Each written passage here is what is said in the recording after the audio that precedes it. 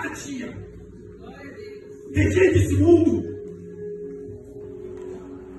Esse homem rejeitou. Ele podia ser preso.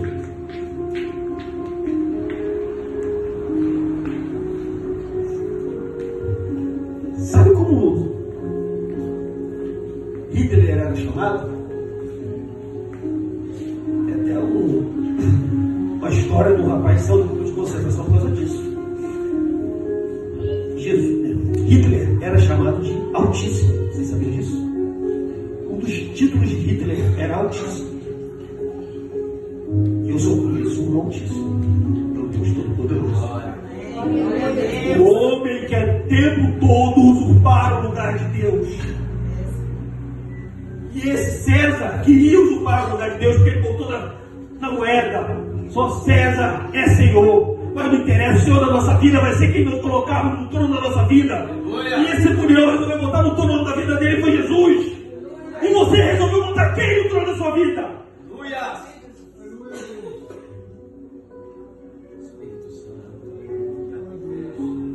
Deus quer mudar a sua vida hoje. Ele quer fazer milagre na sua vida. Ele quer curar, Ele quer libertar. Mas tudo isso vai ser passageiro. E não vai ter fruto se você não aceitar Cristo como Salvador e ter a eternidade com Ele. Nós queremos, muitas vezes, só a entrada do prato principal no restaurante, não é isso? Não, só a entrada já está suficiente no e-mail e deixa o banquete para trás. Deus tem um banquete para a gente. Aleluia. E nós estamos nos contentando com migalhas. Não que não seja importante o milagre, é necessário ter esse milagre na nossa vida. Eu quero muitos milagres, eu quero portas abertas. Minha esposa falou que nós não estamos também com milagre, não estou sendo hipócrita aqui dizendo que não sou necessidade, eu preciso. E peço a Deus todo dia. Todos nós precisamos de portas abertas, milagres. Nós já vimos alguns e vamos ver mais. Mas isso não sustenta a nossa vida. O que sustenta a nossa vida é a palavra de Deus, é a fé em Cristo, é estar com o coração alinhado, a mente alinhada em Deus. Como a minha vontade, a sua vontade, o seu achismo, de você achar que não precisa de Jesus, ou Jesus tem que agir da sua maneira. Porque eu canto bem, ou eu faço isso bem, eu prego bem, e eu não estou interessado nisso. Eu não estou interessado nisso.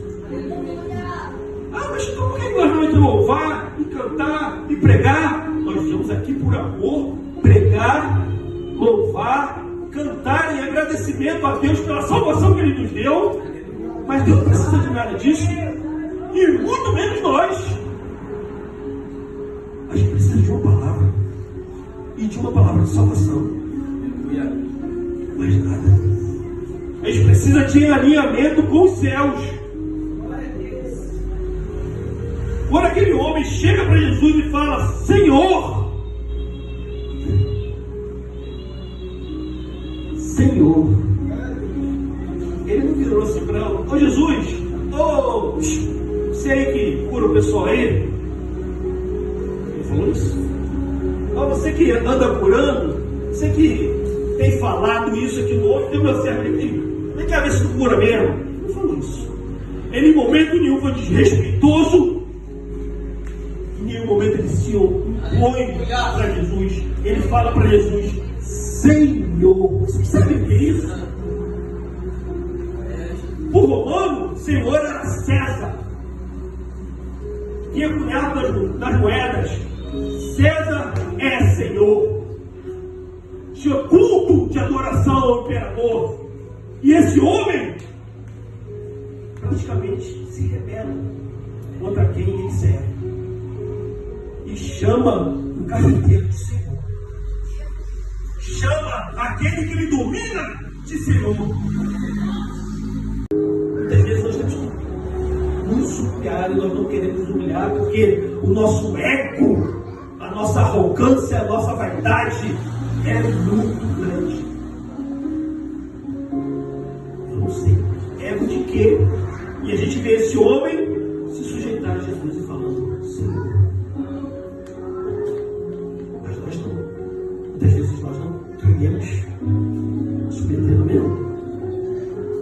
Nós temos vaidades, orgulhos,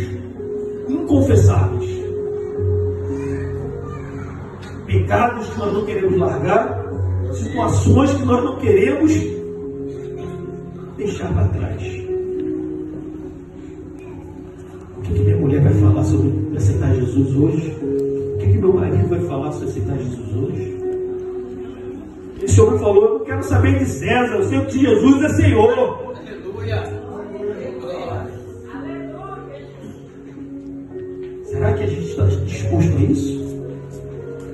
A gente pensa nos nossos empregos, em situações temporais, e Deus pode fechar uma porta e abrir outra. Mas não tem tempo nem para isso. Mas a gente tem milagre. É impressionante como a nossa fé é limitada. Senhor, faz um milagre, faço. Larga tudo e me segue. Não, isso não, aí não.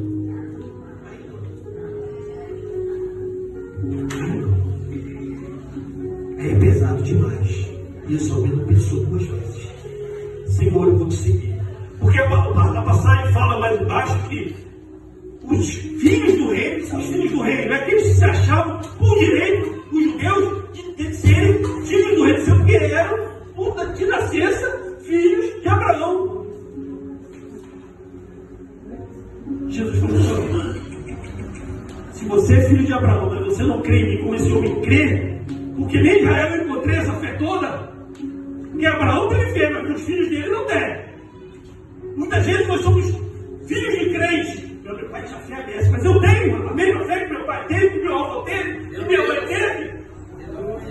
Aquele homem veio caminhando, se foi ele veio caminhando, mandou alguém. Eu imagino aquele homem com a armadura reluzente caminhando na direção de Jesus, ou mandando alguém. As pessoas abriram o caminho para ver esse homem aí com espada na mão, com a guarnição. O que o senhor quer aqui com a gente? E ele se dirige a Jesus, não manda as pessoas se dirigirem a Jesus. E eu fico imaginando a cena. Talvez as pessoas ficassem em silêncio. O que vai acontecer? Porque Jesus vinha pregando. E ele falou: será que esse homem vai se opor a Jesus, vai prender Jesus? O que ele vai fazer? O que essas pessoas mandadas para esse homem vão fazer a Cristo? Talvez as pessoas ficarem em silêncio esperando os acontecimentos. Mas o que nós vemos é exatamente o oposto. Ele chega e diz, fala para Cristo assim: eu sou um homem sujeito à autoridade. Esse homem, ele quebra paradigmas, porque a teologia dele é muito simples. Às vezes nós queremos ver coisas, e talvez aquela multidão que estava com Jesus queria ver as coisas acontecerem, queriam ver milagres, maravilhas. Mas a teologia daquele homem era muito simples. Eu sou um homem sujeito à autoridade. O que ele quis dizer com isso? Ele quis dizer, da mesma forma que eu represento César, que sei que a minha palavra faz isso, faz aquilo, eu tenho visto que a sua palavra move o mundo espiritual. Então o Senhor tem autoridade. E não é autoridade humana, porque ele representava talvez a maior nação, o maior poderio do momento daquela época. Mas o servo dele estava doente. E César não podia fazer nada. Toda a autoridade que ele tinha, os homens sob o comando dele, o poderio, a espada na cintura, não servia de nada diante da doença do rapaz. Se humilha da sua autoridade, de tudo que ele tinha. Nós somos vaidosos, nós somos isso, aquilo, outro. Ah, eu sou isso, eu sou aquilo, outro. Eu tenho diploma disso, eu só tenho esse cargo. Deus não está nem aí para isso. Esse homem tinha tudo isso. O que ele fez? Ele se prostrou diante de Jesus e falou: Senhor, meu servo precisa ser curado. Quando ele fala Senhor, eu me lembro do ladrão da cruz. E de um lado, um escarnecia, como muitos escarnecem. Do outro lado, virou e falou: Senhor, não tem pecado. E falou para Jesus: Senhor, lembra-te de mim quando entrares no teu reino. Chama Jesus de Senhor, dando honra e falando para Jesus: o Senhor é o meu Senhor, o Senhor é o Senhor de todos os céus e toda a terra. Esse homem, um estrangeiro, Jesus só cura 2 estrangeiros na Bíblia: é a mulher serofenícia e o servo desse centurião. Olha só, Jerusalém ele fez vários milagres, Israel toda. Israel o rejeitou. Como até hoje rejeita. Porque não o receberam como Senhor. E esse homem se prostra e fala: Senhor. Jesus, o que a primeira coisa que Jesus faz? Você não está indo lá. Mas ele fala: não, sabendo da sua condição de pecador, de inimigo, e de estar ali numa situação de oprimindo o povo de Deus, ele tinha essa condição, ele tinha essa consciência. Ele fala: não sou digno de trânsito debaixo do telhado. Eu só quero uma palavra, Senhor. Glória a Deus. Eu só quero que caia da mesa. As migalhas que caem da mesa, meu Deus. Espírito Santo, aleluia. E Deus deu muito mais do que isso para ele. Muitas vezes nós achamos que temos o privilégio, Deus tem obrigação conosco. Senhor, faz isso, faz aquilo outro. Esquecemos de botar nosso joelhinho no chão e falar: Senhor, eu sou homem sujeito à autoridade. E ele falou: eu sei que as hostes espirituais da maldade, ou do bem ou do mal, estão sobre a sua palavra. Porque tu tens autoridade. Aleluia. É isso que ele falou. A teologia dele era muito simples. Quem que é cura hoje aqui? Hoje todos nós vemos aqui. Quem que é problema? É cura, libertação. Nós vamos falar que o rapaz foi curado ali, em nome de Jesus. Milagres foram feitos em Cafarnaum. Mas Jesus repreende Cafarnaum depois disso. Não é verdade? Por quê? Porque as pessoas queriam ver os milagres de Cafarnaum, queriam ver os sinais, as maravilhas, mas não queriam Cristo. Mas Deus cura, Deus liberta. Por quê? Porque Deus tem misericórdia. Aleluia. Jesus cura, mostra a sua poder, a sua autoridade, porque Ele quer mostrar que Ele é Deus. Mas as pessoas se bastam nisso às vezes. Eu só quero minha cura. Mas a cura é passageira, eu canso de falar. Lázaro foi ressurreto. Esse rapaz foi curado. A filha da viúva foi levantada. Mas todos eles estão na cova. Meu Deus. Não se enganem. O milagre, por maior que seja na nossa vida, ele vai ter fim. Deus pode curar. Se eu tenho câncer, se eu tenho aquilo, você vai vir para ser. Não vai. Porque Deus cura, Jesus curou para mostrar que Ele é Deus. Ele cura hoje para mostrar que Ele é Deus, que Ele tem poder. Mas o que Ele quer e quer te dar é a vida eterna. Ele não é. Porque em Cristo Ele viu a autoridade. Ele viu a autoridade das suas palavras, dos seus atos, no modo de viver, nas curas que Ele fazia. Ele viu a autoridade. Por isso Ele fala: eu sou homem sujeito. Muitas vezes nós pensamos, como pentecostais que somos, que nós temos que gritar, pular e fazer isso e aquilo outro para que Deus nos escute. Muitas vezes a gente expunha, porque o nosso coração às vezes está tão angustiado que o que sai da nossa boca é um grito de lamento, de angústia. A gente pula: Senhor, me ajuda. Eu estou passando por essa situação, eu não vejo saída. Eu só tenho a Ti. Isso se manifesta de maneira emocional na nossa vida, sim, mas Deus precisa disso? Não.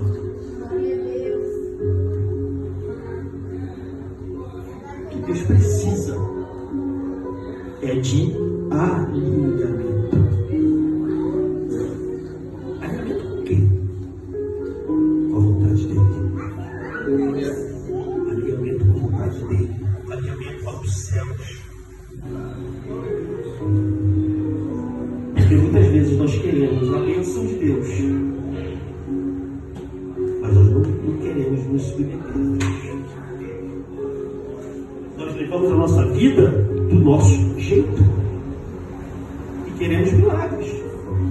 Deus cura, liberta e faz milagres porque Ele quer dizer que é Deus. Mas isso nos leva à salvação, como eu já falei aqui. Nós vamos morrer um dia. E se nós não estivermos alinhados com o reino dos céus e com a vontade do Senhor, nós não estaremos na presença dele. Os irmãos estão entendendo isso? O que fica nesse mundo, o que nós temos nesse mundo é passageiro. Você pode dizer assim: presbítero, você não sabe o que eu estou passando, você não sabe o que eu preciso, realmente não sei. Mas eu conheço alguém que sabe.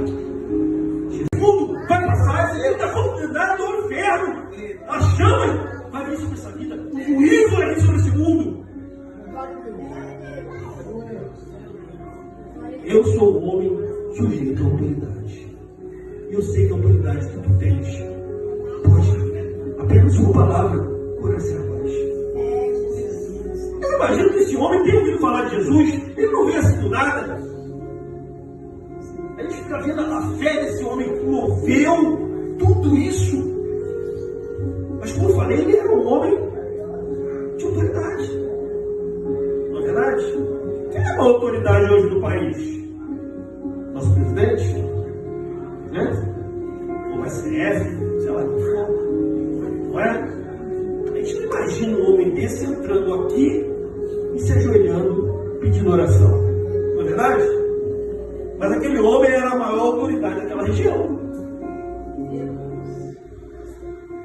E sabe o que ele fez? Ele chegou: ó Jesus, vem cá, meu céu está precisando curar, vem cá comigo. Foi isso que ele fez? Não. Ele chegou antes de mais nada. Ele se humilhou. Deixa eu falar isso. Implorando-lhe. Ele não exigiu. Ele não botou o cargo dele na situação. Ele implorando. Ele, o homem, segundo, debaixo de autoridade, tendo o poder do Império Romano nas suas mãos, sendo representante de César naquele lugar, ele implora um milagre. Não vai ter lá na Galileia, no homem lá de Nazaré.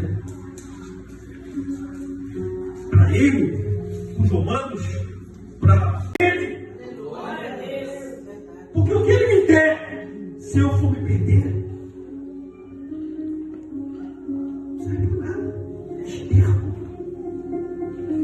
Paulo fala isso: tudo que eu tenho, todo o conhecimento que eu tenho, se não for para Cristo, é esterco. Que a gente tenha todas as bênçãos de Deus, mas que tenhamos tudo com graça, pedindo bênção, mas com esterco, passageiro, sem fruto para a eternidade. Mas que a nossa vida gere frutos para a eternidade, para que quando chegar Jesus, Ele fale: bem-vindos, benditos do meu Pai.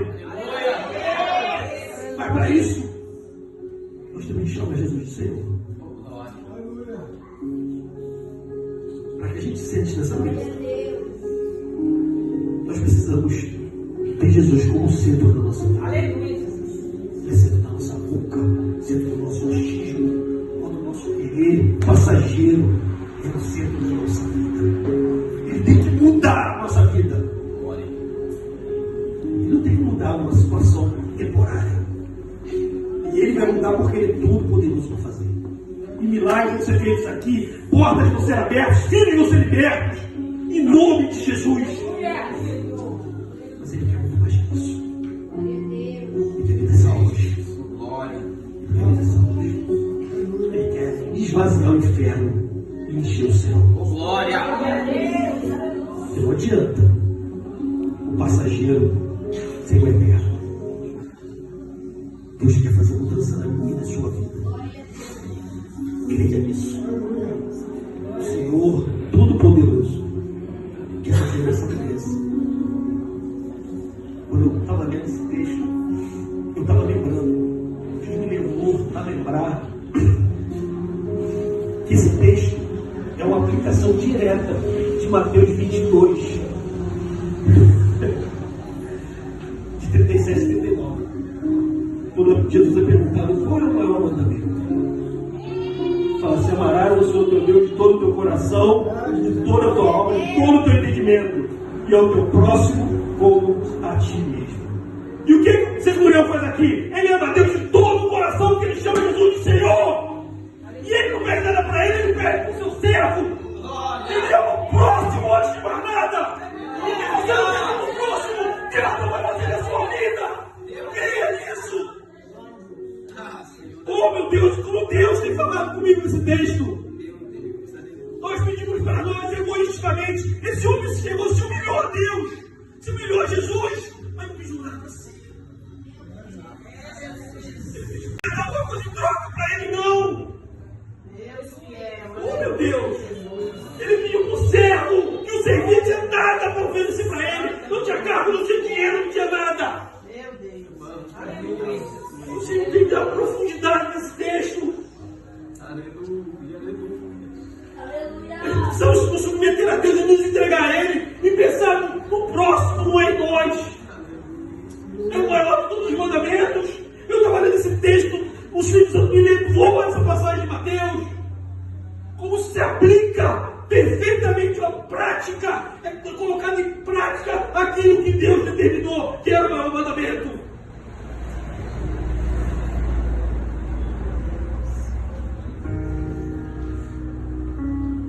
Creia no Senhor.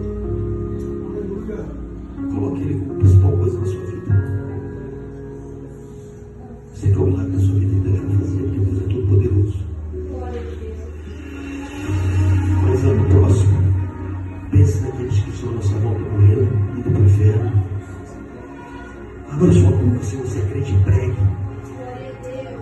Peça cura pelaquele vizinho que te perturba.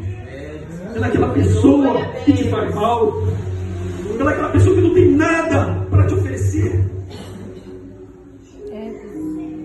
Que nós fazemos trocas e Deus não quer que a gente faça troca. Deus quer que a gente ame. Antes de mais nada, essa noite, estou pensando, o Senhor me ajuda para poder. Gostaria que cada um que quisesse mudar de vida e receber uma oração de Daniel, ele vai orar, vamos orar por vocês. Se vocês quiserem vir aqui à frente, e hoje Deus vai mudar a vida de vocês. Deus vai dar cura para vocês. E a primeira cura, a primeira coisa que Deus vai fazer na vida de vocês é mudar o coração. A autoridade você não está entendendo, ele não tinha dinheiro e poder.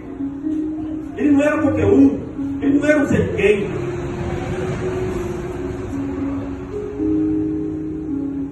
Colocar a presença de Deus dessa forma, para aquele homem, era vergonhoso. Era vergonhoso. Tinha soldados, ele passou por cima de tudo. Ele tinha autoridade. E às vezes, quando a nossa autoridade é posta na dúvida, nós perdemos o respeito daqueles que nos seguem. Um centurião comandava mais ou menos 100 homens, ou mais um pouco. E ele foi lá se submeter ao carpinteiro, ele colocou a credibilidade dele, a honra, tudo dele em jogo. Às vezes a gente não entende isso. E muitas vezes a gente pensa, antes de chegar e nos colocar na presença do Senhor, fala assim: o que meu vizinho vai pensar? O que meu irmão vai pensar? Vai ter situações no mundo, ter as comodidades desse mundo, e as pessoas vão falar de mim, eu vou lá submeter a Jesus, eu vou me entregar minha vida a Jesus, e as pessoas vão falar que eu virei bobo, que eu virei isso, ou que eu virei aquilo outro. Aquele soldado, aquele centurião, ele não pensou 2 vezes em pedir ajuda à única pessoa que realmente podia ajudá-lo. Porque o reino de Deus é dele. O reino humano no momento pertencia a César. Eu não falo no momento, porque um dia assim, minha esposa comentou aqui, Jesus vai reinar aqui em vida, vai reinar aqui nessa terra. Os reinos desse mundo serão do nosso Senhor e Salvador Jesus Cristo. E depois vamos para a eternidade com Ele. Mas por enquanto, nessa época, pertencia ao homem. Como hoje pertence a muitos homens que se acham todo-poderosos. E nós temos que entender uma coisa: o que é um centurião? Eu fico imaginando aquele homem, no alto da sua autoridade, no alto do seu poderio, porque em Cafarnaum tinha uma guarnição romana que isso não incomodava. E como nós viemos falar aqui no centurião, a gente às vezes hoje em dia a gente não tem muita noção do que seja isso. Mas esse homem representava o próprio Império Romano, ele representava César. Parece meio abstrato hoje que nós vivemos num mundo de rebeldia, em que as pessoas muito mal seguem as regras de trânsito, quanto mais os desígnios dos nossos comandados, nossos comandos. Mas esse homem era um homem de autoridade e ele tinha poder real ali, de vida e morte sobre aquelas pessoas. Quem é militar, quem sabe, tem um comando sobre a sua vida, sabe que quando um comandante diz, vai, faça isso, ele tem que fazer. Por quê? Se ele não fizer, consequências virão sobre a vida dele. Às vezes a gente não tem isso na nossa vida secular, mas isso acontece e muito mais nesse tempo aqui, onde o Império Romano governava uma bota pesada, um território imenso. E se ele não fizer, a gente se rebela e fala assim: eu não quero mais saber desse Deus, desse Jesus. Ele não vai mudar. Mas nós mudamos. Nós temos que nos alinhar. O que eu falo do alinhar? É botar nossa mente, nosso coração em Cristo. Fazer igual aquele centurião fez. Senhor, está tudo nas suas mãos. É o Senhor que gosta dessas coisas. Não é o mundo, não é minhas riquezas, não é o meu poderio, não é a quem eu sirvo, é os contatos sociais que eu tenho, se eu tenho acesso ao prefeito, ao governador, ao presidente, não importa. Mas eu sei que o Senhor gosta. Quando chega na doença, quando chega na angústia, só Deus pode fazer aquilo que a gente precisa. Homem nenhum, situação nenhuma, dinheiro nenhum pode fazer isso.